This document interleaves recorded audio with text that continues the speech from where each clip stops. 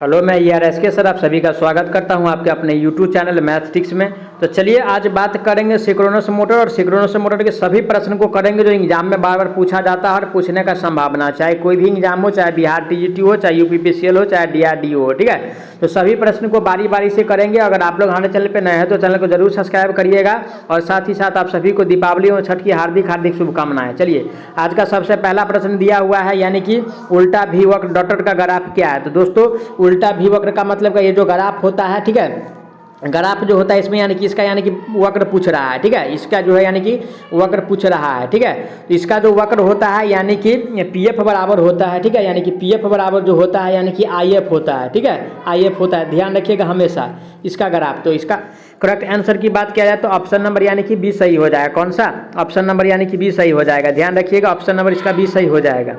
अब चलिए आज का अगला प्रश्न पे बात करते हैं। आज का अगला प्रश्न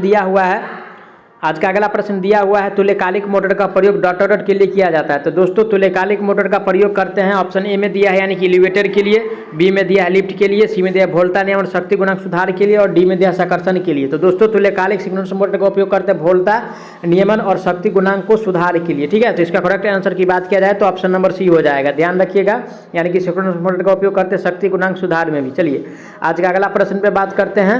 अगर आप लोग हमारे चैनल पर नए हैं तो चैनल को जरूर सब्सक्राइब करिएगा ताकि इसी प्रकार का वीडियो आप लोगों तक जल्द से जल्द पहुंच सके। देखिए दोस्तों ये पेपर जो यानी कि UPPCL टू डेट 25/1/2019 का यानी कि शिफ्ट 1 का पेपर है। ठीक है, अब चलिए तुल्यकालिक आज नेक्स्ट प्रश्न है, यानी कि नेक्स्ट प्रश्न दिया है यानी कि तुल्यकालिक मशीन में अवमंदक कुंडली डॉट के लिए संतुलित 3 फेज वोल्टा बनाए रखती है। तो ऑप्शन ए में दिया है यानी कि अर्धभार स्थिति, बी में दिया है पूर्ण भार स्थिति, सी में दिया है संतुलित भार स्थिति और डी में दिया है संतुलित भार स्थिति। तो दोस्तों अवमंदक का उपयोग करते हैं यानी कि संतुलित भार स्थिति के लिए। ठीक है, अगला प्रश्न दिया है कि 50 हर्ट्ज प्रतिवर्ती धारा पर चलने वाली 4 पोल तुल्यकालिक मोटर के लिए शाफ्ट की घूर्णन गति क्या होगा। देखिए दोस्तों सबसे पहले यानी कि NS हमको निकालना है। क्या निकालना है? NS निकालना है। और F बराबर क्या दिया है यानी कि 50 हर्ट्ज दिया हुआ है और P बराबर क्या दिया है, तो P बराबर यानी कि 4 दिया है। तो NS बराबर क्या होता है, फॉर्मूला 120 गुने में यानी कि F, तो F का मान यानी कि 50 और पोल की संख्या कितना है, तो पोल की संख्या यानी कि 4, इसको काटिए तो यानी कि कितना 30 का 120 हो जाएगा। अब यानी कि 30 गुने 50 बराबर कितना हो जाएगा, 30 गुने यानी कि 50 बराबर हो जाएगा यानी कि 1500। कितना हो जाएगा यानी कि 1500। तो ऑप्शन किस में दिया है 1500, तो इसका करेक्ट आंसर की बात किया जाए तो ऑप्शन नंबर यानी कि डी सही हो जाएगा। कौन सा? ऑप्शन नंबर डी सही हो जाएगा। ठीक है, अब चलिए आज का अगला प्रश्न पे बात करते हैं। आज का अगला प्रश्न दिया है तुल्यकालिक मोटर डॉट है। तो दोस्तों तुल्यकालिक मोटर क्या है, तो ऑप्शन ए में दिया है यानी कि स्वतः प्रतिवर्ती मोटर नहीं है, बी में दिया है यानी कि देशधारा मोटर है, सी में दिया है स्वतः प्रतिवर्ती मोटर है और डी में दिया है यानी कि सरतिक मोटर है। तो दोस्तों यानी कि तुल्यकालिक जो मोटर होता है वो स्वतः परिवर्तित नहीं होता है। ठीक है, क्या स्वतः परिवर्तित नहीं होता है, तो इसका करेक्ट आंसर की बात किया जाए तो ऑप्शन नंबर ए सही हो जाएगा। ठीक है, अब चलिए आज का अगला प्रश्न पे बात करते हैं। आज का अगला प्रश्न दिया है यानी कि सामान्य उत्तेजना वाली तुल्यकालिक मोटर में PF होता है। तो दोस्तों सामान्य उत्तेजना वाली तुल्यकालिक मोटर में जो PF होता है क्या होता है, तो पश्चिगामी होता है PF, ध्यान रखिएगा पश्चिगामी। ऑप्शन नंबर इसका यानी कि डी हो जाएगा। सामान्य उत्तेजना वाली मोटर में जो PF होता है पश्चिगामी होता है। चलिए आज का अगला प्रश्न पे बात करते हैं। आज का अगला प्रश्न दिया है पोनी मोटर का प्रयोग करना डॉट के लिए एक स्टार्टिंग विधि है। तो दोस्तों पोनी मोटर का जो प्रयोग करते हैं सिंक्रोनस मोटर के लिए, ठीक है, पोनी मोटर का प्रयोग करना तुल्यकालिक मोटर के लिए एक स्टार्टिंग विधि है। ठीक है, सिंक्रोनस मोटर के लिए। तो ऑप्शन किस में दिया है सिंक्रोनस मोटर, तो ऑप्शन नंबर यानी कि बी में दिया है सिंक्रोनस मोटर। तो करेक्ट आंसर इसका यानी कि बी हो जाएगा। ठीक है, अब चलिए आज का अगला प्रश्न पे बात करते हैं। आज का अगला प्रश्न दिया हुआ है तुल्यकालिक मोटर में शुरुआती वाला गुण टॉर्क प्रदान करने और चालन दौरान हंटिंग प्रभाव को रोकने के लिए क्या प्रयोग किया जाता है। दोस्तों हंटिंग प्रभाव को रोकने के लिए डैम्पर वाइंडिंग का उपयोग करते हैं। किसका? यानी कि डैम्पर वाइंडिंग का उपयोग करते हैं, ध्यान रखिएगा। तो ऑप्शन नंबर किस में दिया है डैम्पर वाइंडिंग, तो ऑप्शन नंबर यानी कि सी में दिया है डैम्पर वाइंडिंग, इसका करेक्ट आंसर सी हो जाएगा। अब चलिए आज का अगला प्रश्न दिया, यदि एक तुल्यकालिक मोटर अति उत्तेजित एक्साइटेड होकर चल रही है तो शक्ति कारक क्या होगा। तो दोस्तों अति तो यानी कि क्या हो जाएगा, शक्ति गुणांक जो होगा ये पश्चिगामी होगा। ठीक है, पश्चिगामी हो जाएगा। ऑप्शन नंबर इसका यानी कि सी सही हो जाएगा। चलिए आज का अगला प्रश्न पे बात करते हैं। आज का अगला प्रश्न दिया है, एक 3 फेज 4 पोल 50 हर्ट्ज वाली तुल्यकालिक मोटर की तुल्यकालिक गति क्या होगा। ठीक है, तो हमसे यानी कि इसमें NS पूछ रहा है, NS बराबर क्या होगा। तो फार्मूला क्या होता है, NS बराबर यानी कि 120, तो 120 गुना में यानी कि F, तो F का मान यानी कि 50 दिया है और यानी कि पोल की संख्या 4 है, तो इसको अगर काटिएगा तो यानी कि 30 चौका 120 होता है और यानी कि गुना कीजिएगा 30 को 50 से, यानी कि 50 और गुने में यानी कि 30, तो कितना हो जाए यानी कि 5 या 15, 15 पे कितना जीरो तो 2 गो। ऑप्शन किस में दिया है यानी कि 1500, तो ऑप्शन नंबर यानी कि बी में दिया है, तो करेक्ट आंसर इसका यानी कि बी सही हो जाएगा। कौन सा ऑप्शन यानी कि बी सही हो जाएगा। अब चलिए आज का अगला प्रश्न पे बात करते हैं। आज का अगला प्रश्न दिया है, इंडक्शन मोटर की तुल्यकालिक गति और वास्तविक गति के बीच के अंतर को डॉटर कहा जाता है। तो दोस्तों तुल्यकालिक गति और वास्तविक गति के बीच के अंतर को यानी कि स्लिप कहा जाता है। क्या कहा जाता है, यानी कि स्लिप कहा जाता है, ध्यान रखिएगा, स्लिप। ठीक है, तो स्लिप कहा जाता है, तो ऑप्शन किस में दिया है, स्लिप, विचलन फिसल स्लिप, तो ऑप्शन नंबर यही में दिया है स्लिप, तो करेक्ट आंसर इसका यानी कि ये हो जाएगा। मैं बता दूं स्लिप का फार्मूला क्या होता है, यानी कि परसेंट स्लिप बराबर क्या होता है, यानी कि NS माइनस NR। ठीक है, NS माइनस NR और बट्टा में यानी कि NS और गुने में यानी कि 100, ये स्लिप का फार्मूला होता है, ध्यान रखिएगा। चलिए अगला क्वेश्चन दिया है क्या, तुल्यकालिक मोटर में प्रारंभिक टॉर्क और रनिंग टॉर्क के बीच का अनुपात क्या होता है। तो दोस्तों प्रारंभिक टॉर्क, ठीक है, प्राइमरी टॉर्क और यानी कि, ठीक है, यानी कि प्रारंभिक टॉर्क और रनिंग टॉर्क के बीच का जो अनुपात होता है वो यानी कि 0 होता है। क्या होता है, दोनों का अनुपात यानी कि 0 होता है। ठीक है, तो ऑप्शन नंबर किस में दिया है, 0, तो ऑप्शन नंबर यानी कि डी में दिया है, तो करेक्ट आंसर इसका यानी कि डी हो जाएगा। अब चलिए आज का अगला प्रश्न दिया है, यदि स्टेटर MMF घूर्णक फ्लक्स की तरह ही समान गति में घूमता है तो स्टेटर MMF और घूर्णक फ्लक्स के बीच की सापेक्ष गति क्या होगा। तो दोस्तों उसका सापेक्ष गति जो होगा यानी कि 0 होगा, तो ऑप्शन किस में दिया है, 0, तो ऑप्शन नंबर यानी कि सी में दिया हुआ है 0। ठीक है, चलिए आज का अगला प्रश्न पे बात करते हैं। आज का अगला प्रश्न दिया हुआ है, उस अधिकतम टॉर्क को क्या कहा जाता है जो एक तुल्यकालिक मोटर स्थिर अवस्था में रेटेड वोल्टेज और आवृत्ति पर रोटर कि किसी भी कोणीय विस्थापन में विकसित होता है, तो उसको क्या कहेंगे, तो उसे दोस्तों यानी कि कहते हैं लॉक्ड रोटर टॉर्क। क्या कहते हैं, लॉक्ड रोटर टॉर्क कहते हैं। ठीक है, लॉक्ड रोटर टॉर्क कहते हैं, तो ऑप्शन किस में दिया है, तो ऑप्शन नंबर ए में दिया है लॉक्ड रोटर टॉर्क, तो इसका करेक्ट आंसर यानी कि ए हो जाएगा, ए।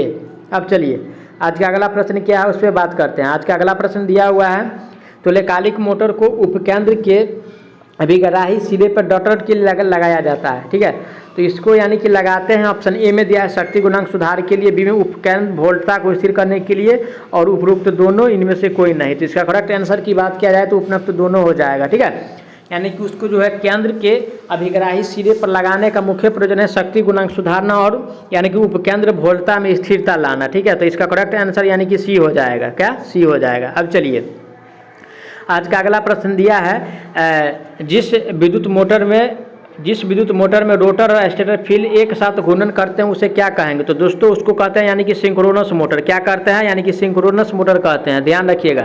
तो ऑप्शन किस में दिया है, सिंक्रोनस मोटर, तो ऑप्शन नंबर यानी कि बी में दिया हुआ है। ठीक है, और इसका करेक्ट आंसर की बात किया जाए, सॉरी ऑप्शन नंबर सी में दिया है यानी कि सिंक्रोनस मोटर, तो इसका करेक्ट आंसर यानी कि सी हो जाएगा। ठीक है, अब चलिए आज का अगला प्रश्न यानी कि शक्ति गुणांक सुधारने के लिए किस मोटर का उपयोग किया जाता है। तो दोस्तों शक्ति गुणांक सुधारने के लिए सिंक्रोनस मोटर का उपयोग करते हैं। किसका, सिंक्रोनस मोटर का उपयोग करते हैं। ठीक है, तो ऑप्शन किस में दिया है, सिंक्रोनस मोटर, तो ऑप्शन नंबर यानी कि डी में दिया है, ऑप्शन डी में दिया है सिंक्रोनस मोटर, तो इसका करेक्ट आंसर यानी कि डी हो जाएगा, ध्यान रखिएगा। ठीक है, अब चलिए आज का अगला प्रश्न पे बात करते हैं। आज का अगला प्रश्न यानी कि सप्लाई आवृत्ति जब 50 हर्ट्ज है तो 12 ध्रुव तुल्यकालिक मोटर का तुल्यकालिक गति डॉट डॉट है। दोस्तों ये सब प्रश्न के लिए अगर हमारे साथ जुड़े हैं तो मैं आप लोगों को बता दूं, आप यानी कि ऐसा क्वेश्चन अगर आएगा एग्जाम में तो आप मुंह में ही बना लीजिएगा। ठीक है, पेन उठाने का कोई जरूरत नहीं है, देखिए मैं बना रहा हूँ, मुँह से आप लोग भी यानी कि गौर कीजिएगा। ठीक है, यानी कि तुल्यकालिक गति हमसे पूछ रहा है तो 50 हर्ट्ज दिया हुआ है। ठीक है, तो अब यानी कि अगर 12 पंचे 6000 और 6000 को यानी कि 500, यानी कि इसका RPM की बात किया जाए तो यानी कि 500 हो जाएगा। कितना, 500 हो जाएगा। ठीक है, मैं देखिए अब बना रहा हूँ, NS बराबर क्या करना है, हमको निकालना है, P बराबर क्या दिया है यानी कि 12 दिया है। ठीक है, और फ्रीक्वेंसी कितना दिया है यानी कि 50 दिया है, हमको निकालना है क्या, NS। तो NS बराबर फार्मूला होता है 120, तो 120 और गुना में यानी कि क्या देना है 50 और बट्टा में कितना यानी कि 12। अगर इसको काटिएगा तो 12 का 12 कितना हो जाएगा 10, तो 10 को अगर 50 से गुना कीजिएगा तो कितना हो जाएगा यानी कि 500। देखियो 500 आया, मैंने क्या बोला यानी कि मुंह में ही बनाना है और मुंह में बनाने के बाद भी आंसर 500 ही आया और पेन को उठाने के बाद ही बनाने पर यानी कि 500 ही आया। तो इसका करेक्ट आंसर यानी कि डी हो जाएगा। ठीक है, तो चलिए आज के अगला प्रश्न पे बात करते हैं। निम्न में से कौन सा सिंक्रोनस मोटर में हंटिंग का कारण नहीं है? तो दोस्तों हंटिंग का कारण नहीं है वो हमको पहचानना है। तो सबसे पहले परिवर्तनशील आवृत्ति, परिवर्तनशील भार, परिवर्तनशील प्रदाय विभव और यानी कि नीचे है वायु घर्षण। तो इसका करेक्ट आंसर की बात क्या है? तो वायु घर्षण हो जाएगा। ऑप्शन नंबर इसका यानी कि डी सही हो जाएगा। ठीक है, ऑप्शन डी सही हो जाएगा। अब चलिए आज का अगला प्रश्न पे बात करते हैं। आज का अगला प्रश्न दिया हुआ है, निम्न में से कौन ऐसा समीकरण तुल्यकालिक मशीनें की कार्य पद्धति को परिभाषित करता है? तो दोस्तों यानी कि एफ बराबर जो होता है क्या होता है? एफ बराबर क्या होता है? Pn बटा 120 होता है। तो ऑप्शन नंबर किस में दिया है? तो ऑप्शन नंबर यानी कि ए में दिया है Pn बटा 120। ध्यान रखिएगा, फॉर्मूला याद रखिएगा। ठीक है, अब चलिए आज का अगला प्रश्न पे बात करते हैं। आज का अगला प्रश्न दिया है यानी कि निम्नलिखित में से कौन सा एक अति उत्साहित तुल्यकालिक मोटर के कारण घटित होगा? ठीक है, तो ऑप्शन ए में मशीन एक अग्र शक्ति कारक धारा को खींचती है, मशीन एक पश्च शक्ति कारक धारा की आपूर्ति करती है, ऑप्शन बी में दिया है यानी कि, और सी में दिया है मशीन एक सुस्त शक्ति कारक धारा को खींचती है, और डी में दिया मशीन एक सुस्त शक्ति कारक धारा को आपूर्तित करती है। तो इसका करेक्ट आंसर की बात किया जाए तो ऑप्शन नंबर इसका यानी कि ए हो जाएगा। कौन सा? ऑप्शन ए हो जाएगा। ठीक है, अब चलिए आज का अगला प्रश्न पे बात करते हैं। आज का अगला प्रश्न है, शक्ति गुणांक को बढ़ाने हेतु निम्नलिखित में से किसका उपयोग किया जाता है? तो दोस्तों शक्ति गुणांक बढ़ाने के लिए यानी कि कैपेसिटर का उपयोग करते हैं। किसका? कैपेसिटर का। ठीक है, कैपेसिटर का उपयोग किया जाता है। तो ऑप्शन किस में दिया है? कैपेसिटर। तो ऑप्शन नंबर यानी कि सी में दिया है। तो करेक्ट आंसर इसका यानी कि सी हो जाएगा। अब चलिए आज का अगला प्रश्न पे बात करते हैं। आज का अगला प्रश्न दिया है, तुल्यकालिक मोटर में अवमंदक वाइंडिंग का प्रयोग किस लिए किया जाता है? तो दोस्तों तुल्यकालिक मोटर में अवमंदक वाइंडिंग प्रयोग करते हैं यानी कि तुल्यकालिक मोटर को स्टार्ट करने के लिए, यानी कि सिंक्रोनस मोटर को स्टार्ट करने के लिए इसका उपयोग किया जाता है। तो ऑप्शन किस में दिया है तुल्यकालिक मोटर? तो ऑप्शन नंबर डी में दिया है स्टार्ट करने के लिए। तो करेक्ट आंसर की बात किया जाए तो ऑप्शन नंबर यानी कि डी हो जाएगा। अब चलिए आज का अगला प्रश्न पे बात करते हैं। एक तुल्यकालिक मोटर में भी वक्र इनमें से किसके बीच खींचे जाते हैं? तो दोस्तों भी वक्र जो खींचे जाते हैं यानी कि आर्मेचर धारा और क्षेत्र धारा के बीच खींचा जाता है। किसके?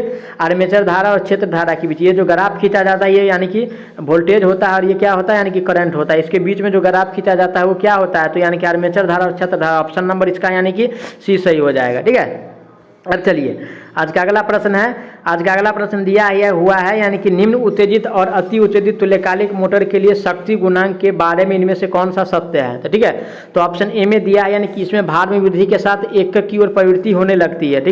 ठीक है भाई। और बी में दिया है इसमें भार में वृद्धि के साथ शून्य की ओर। ऐसा तो नहीं होता है। सी में दिया है इसमें भार में वृद्धि के साथ अग्रगामी होने की प्रवृत्ति होती है। ऐसा भी नहीं होता है।